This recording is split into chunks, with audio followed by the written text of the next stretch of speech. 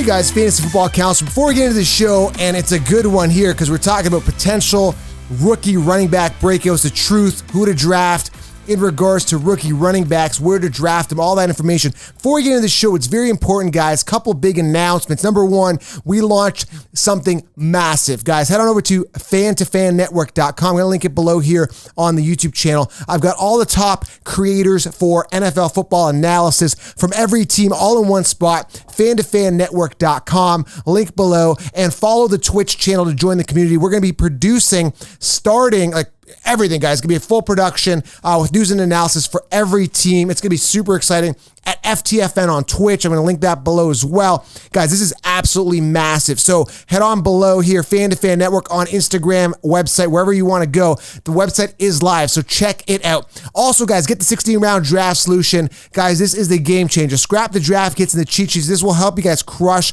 your leagues. Head on over to thefantasyfootballcounselor.com. Get 16 rounds today. I'm telling you guys, it's an unfair advantage over the competition. All right, let's talk about Fantasy Football 2020 rookie running backs, the truth. Yes, a lot of speculation, a lot of question marks. Who's going to be the guy?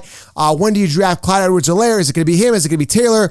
Who is going to break out? What about Akers? What about Zach Moss? Who is going to be the guy this year that's going to be that rookie breakout? So I'm going to talk about it. I want an open discussion here with you guys, have some fun here, and also dive into some facts, some situations, some depth charts, and kind of lay it all out for you in this discussion. I've done other videos on this as well, but I want to deep dive and talk about the rookies and potential breakouts at the rookie running back position. So let's dive in. All right, the first guy I want to talk about here, and there's a lot of buzz about him, understandably so, is a guy, and again, he does look like elite talent, Clyde Edwards-Helaire. Clyde Edwards-Helaire is the guy everybody's talking about. Now, he is currently ranked 14th on the consensus rankings in PPR. Now, this is ahead of workhorses, veteran guys like Leonard Fournette, ahead of Todd Gurley, ahead of guys like David Johnson, and ahead of guys like David Montgomery. And David Montgomery not being a veteran, but going into his second year and is primed for a workload. Now, Clyde Edwards-Helaire typically coming off in the second round, okay? Mid to late second round is where I kind of see him coming off in mock drafts. So I have a bit of a concern with him coming off in the second round. I'm going to tell you these concerns, okay? Now, first and foremost, he was out of LSU. Okay, pretty solid offense. Let's give him that. Now, he wasn't a full and true workhorse. He didn't have as much of a workload as a guy like Jonathan Taylor, who had like 300 attempts his last season, which was absolutely insane. So he didn't have that much volume. So when you look at a guy like Helaire, you could say, well, that's good. He didn't have a lot of volume, so he wasn't worked that hard. So that's kind of a plus and kind of a negative to some degree. Now, 55 receptions, 453 receiving yards, and 1 touchdown. Now, we don't have too much to go on with these guys when you look at statistics in the NFL, because they have never played in the NFL. You got to look at what they did in college. You got to look at what situation they're landing in. So he's landing with the Kansas City Chiefs. A big investment with the Chiefs. There was the last pick in the first round for them, which was their first pick. So huge investment for the Kansas City Chiefs. Now, talent-wise, low center of gravity. He's 5'7", 207. Phenomenal vision. He's shifty. He's strong. He could do it all. He could catch the ball in the backfield. So when you know his attributes, now he had 1,414 yards last year in college, 16 touchdowns on the ground. Again, 215 attempts. Looking at the scenario, he looks primed to have a good season. Now, there is some obstacles. Obstacle number one is Damian Williams. The guy will not go away unless he gets hurt. So Damian Williams is a guy that had pretty good pass protection, right? He was doing pretty good as a blocker, protecting Pat Mahomes. So that's one thing that the Chiefs are going to rely on, and they trust Damian Williams with. So that's one reason I think Williams is going to see quite a bit of work. Now, one concern here is just sheer volume for Clyde Edwards-Helaire. When I'm looking at any running back in the second round, I'm looking for a workhorse that's talented, that can catch the ball in the backfield and get the rushing attempts. So from a rushing attempts perspective, I don't see this guy getting a lot of rushing attempts. And that's a big concern to me when I'm looking at drafting Clyde Edwards-Helaire in the second round, okay? So when you look at LaShawn McCoy and Damian Williams last year, they had a combined 220-ish attempts. I think it was like 218 or something like that. That was combined. Now, again, I've said this before, but Damian Williams only played about 11 games or so, give or take. He was a little banged up. So when you're looking at that, you got to say, okay, there isn't too many rushing attempts available, especially with Damian Williams being there, okay? So that's a big problem right off the bat. So another big problem for me is they're a throw-first team with Pat Mahomes. Now, a lot of people looking back saying, well, Kareem Hunt was a rushing leader there, and Clyde EdwardsHelaire could be the guy. And I'm not saying he can't. I definitely see the ceiling there if and only if Damian Williams becomes a water boy and he's not going to be utilized. So you got to ask yourself, going into this, he may not get the volume you guys are going to want and you're going to want to desire. So that's a big issue with me when I'm looking at Clyde EdwardsHelaire in the second round. And for that reason alone, I'm going to stay away from him because I don't see the volume going to be there. They've got Mecole Hardman there catching the ball. Sammy Watkins, they've got Tyreek Hill, who's saying he wants to catch, he wants to, have 2,000 receiving yards. So he's going to demand the ball. They've got Kelley there, who's one of the top tight ends. And Pat Mahomes can move on his feet as well. So for that reason alone, I'm going to be a little bit concerned with Clyde EdwardsHelaire for this season. If you do really want him, and again, I don't blame you for wanting him because he's on a high-octane offense. He was, an early investment with the Chiefs. You got to get him as part of a robust RB strategy, okay? So he's coming off mid-second. You may get yourself a Derrick Henry mid-first and then come back and get him so you feel a little bit more warm and fuzzy and then get a third running back. Could feel a little bit better, but for me, personally, I'd rather have a Todd Gurley second rounder, a guy that's a little more proven, okay? So that's the truth about Clyde EdwardsHelaire. You don't need to go anywhere else. Those are the facts, okay? The next guy here I want to talk about is another guy that's really high on the depth charts. He's not high on the depth chart, could be high on the depth chart, I should say, for the Indianapolis Colts, Jonathan Taylor, right? And he's relatively high in the ADP rank. He's not as high as Clyde EdwardsHelaire. He's sitting actually 22nd, which makes him a third round pick typically, which is pretty high for a rookie. So there's some expectations. Now, what I love about this guy, again, true and full workhorse, had 2,000 yards rushing last season in college, 21 touchdowns, and he catches the ball. Not as good as Clyde EdwardsHelaire. He had 26 receptions, 252 receiving yards, and a couple receiving touchdowns, okay? So he can catch the ball if need be, but why would the Colts use him when they've got other guys like Hines and Marlon Mack? Probably not going to use Taylor as much for the receiving game. So I'm a little bit concerned there when it comes to the passing game for running backs to catch the ball in the backfield. Will he be used? Now, we've already heard Frank Reich already say that this is going to be a 1-1 punch in Indy. That's a bit of a concern to me. Now, again, this guy could steal the job. If Marlon Mack, I don't think he's going to get traded. I think he's going to be a thorn in the side of Taylor. So I am a little turned off and upset the fact that he's not going to be potentially a workhorse unless he comes in, tears it up, and steals the job completely, which I think should be happening because Marlon Mack sucks. He's done nothing, really. He's just never been that top-tier guy. Oh, Joe, he's rushed over 1,000 yards. I know. I'm aware of stats, guys. You have to tell me.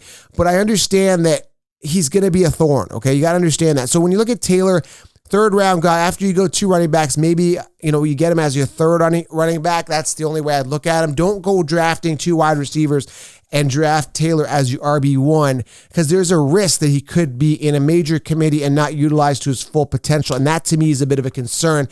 And again, I was very, very upset considering this guy could be a full and true workhorse running back potentially, and he's going to be in a committee. So I'm very, very bothered by this, okay? So again, that's how you would draft him. Third running back as part of a robust RB strategy, after you go 2 running backs, okay? All right, next guy I want to talk about here, and this guy based on volume has the most volume available to succeed and a guy that could run away with the job. The guy I'm talking about is Cam Akers, and this guy currently is sitting, which is a steal, as a 29th running back on the ADP consensus rankings amongst running backs. When you look at a guy like Cam Akers, you look at a guy who was behind a terrible O-line and still managed to get 231 attempts, 1,144 yards, 14 touchdowns in the last year he played, okay? He had 30 receptions for 225 yards and about 4 receiving touchdowns. So when I look at a guy like Cam Akers, I look at a guy that could potentially be the starter there with the Rams. Now, another situation where you hear that it's going to be a committee, but Darrell Henderson literally did nothing. You had 39 attempts last year.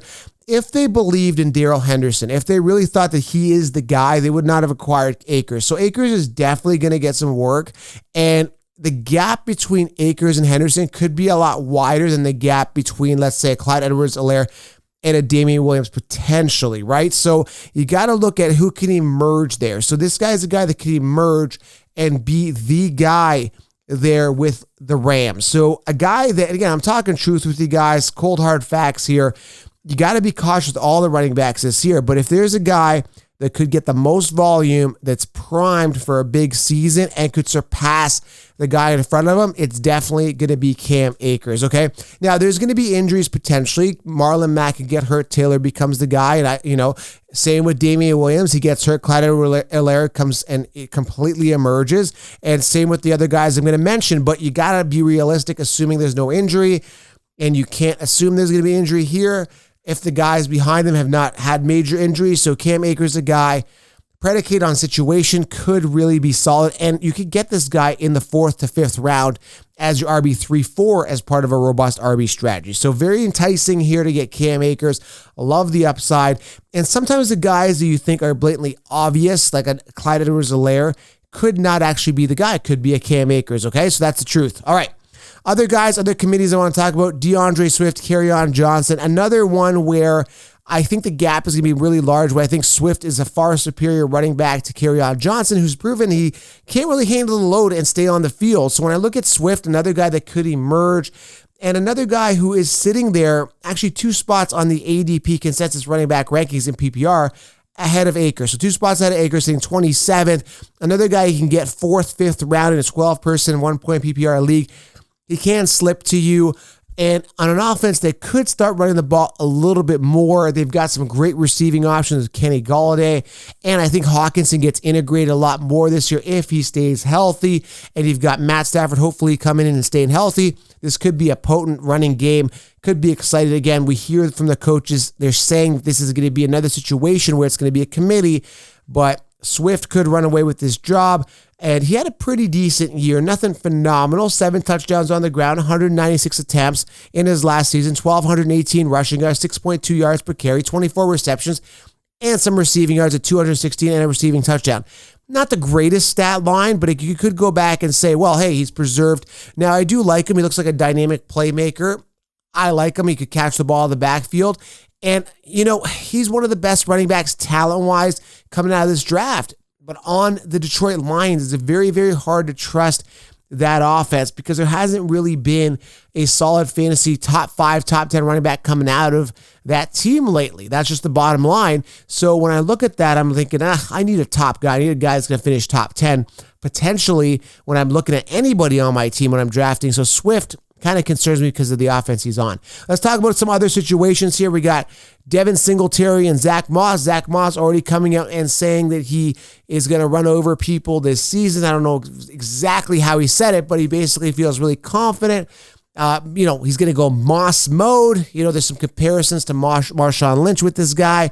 Now, am I excited about him? Possibly, but Singletary is going to be there, who's an undersized pass-catching running back. Now, obviously, the Buffalo Bills do not believe in Singletary. They would have not acquired Zach Moss, and that, completely wipes Singletary off my radar. Zach Moss, another guy you can get pretty late, and you can get him mid to late rounds as a guy that could get some solid volume, some goal line work, could be a breakout candidate, because Singletary is just not a full, true workhorse running back. If he was, I've seen these guys. I've been to their training camp, and I'm telling you, they would not have acquired Moss if Singletary was the guy.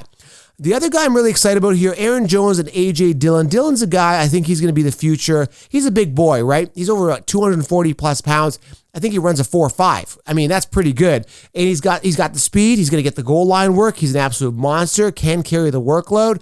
And I'm excited because I think they're phasing Aaron Jones out. I think you've seen the pinnacle out of Aaron Jones. So he's completely off my radar. Dillon's a guy, he's going to get some work and, contract year for Aaron Jones. So you're thinking like, okay, man, maybe Jones is going to have this phenomenal year, 16 touchdowns. Don't see him duplicating that this year. So Dillon's a guy who gets super late, a guy that's going to get some work. You can flex him possibly mid to late season. I think he's going to come into his own and be a huge factor for the Packers this year. Aaron Jones, I'm completely staying away from that second round value for him. Now, Aaron Jones, he's sitting top 13th amongst running backs. Again, ahead of guys that are primed for a workload, guys like Todd Gurley, David Johnson, and Montgomery. I wouldn't touch Aaron Jones this year at all, considering the guy's only finished 1 out of 3 seasons. And he had this pinnacle season with A.J. Dillon there. forget about it. The truth is, stash Dillon, okay? A couple other guys here. Joshua Kelley, really enticing situation here. 229 attempts last year in college, over 1,060 yards there, 12 touchdowns, caught the ball 11 times, nothing exciting, but Joshua Kelley doesn't look as dynamic as an A.J. Dillon. A.J. Dillon looks like a monster throwing people around. Kelley looks like one of those guys that'll just plug it in, get the work done, get the job done. Nothing too flashy. Now, I've seen him, I think, in some highlight tapes. I think he hurdled over a few people, but not a guy I'm really excited about from a dynamic top 5 level potential. Not going to be the next Saquon. I don't see that, but a guy I think that'll be slow and steady, wins the race kind of guy, where Ekeler only had 132 attempts last year. They don't believe in Ekeler fully, or they would not have acquired Joshua Kelley in the 4th round. Kelley's a guy that you can get. Now, he's a big-time fantasy football running back sleeper. If you are looking at a fantasy football sleeper, this is the guy you can stash on your bench that could get some volume. I like the opportunity. I mean, Melvin Gordon had quite a bit of attempts there with Ekeler, and I think Kelley's going to get some work. I know Jackson's there, but Jackson, years to wow us, we're not wowed. Kelley's a guy that could really step up this year. Absolutely love him, okay? A couple other guys I want to mention here. Not too excited, but look out. There could be some sleeper gems here, but Anthony McFarland here for the Steelers could get some work. He was acquired there. I don't really believe in Connor at all. I'm going to stay away from that situation. McFarland's sitting 60th on the consensus ranking amongst running backs, a guy that could get some volume. Not too excited. I mean, if Connor gets hurt, look out. They've got Snell there, but again, not too excited about him either. I also want to talk about Darrington Evans sitting 59th on the consensus rankings. Another guy behind Henry. If Henry gets hurt, Darrington Evans could really emerge. And another guy finally, and he's there for depth. Henry's the guy. Another guy drafted in the 7th round, could or could not make the team out of Arizona there is Eno Benjamin. Now, Drake, I'm not sold on him being a workhorse running back. So if you want a deep running back sleeper, why not stash this guy on the bench in the last round? He could get some work. Again, we saw Phillip Lindsay, a Denver Bronco guy, right? A Denver guy out of that area coming and emerging. So there's, a lot of support for these guys that are local there. Benjamin, if you go watch some tape on him, he's got a really fancy spin move and a nose for the end zone. And again, a sleeper, because I'm not fully sold on Kenyon Drake. Absolutely not. Chase Edmonds is there, but I really feel that Kingsbury wants to integrate new guys, and I think Eno could be a factor. There's a reason why the Cardinals drafted him. I'm telling you, look out. He could be a factor. I think they're going to phase out Chase Edmonds a little bit. He's part of the old style Arizona Cardinals team, similar to what they did with David Johnson. I think he's going to get phased out. Look for Eno Benjamin to get some reps, and if he shows off, look out, he could be a factor, okay? So that's the truth, guys, with these rookie running backs. Everything you need to know here, and who could break out here? Any one of these guys. I like Cam Akers. I like Eno Benjamin late. I like Joshua Kelley, right?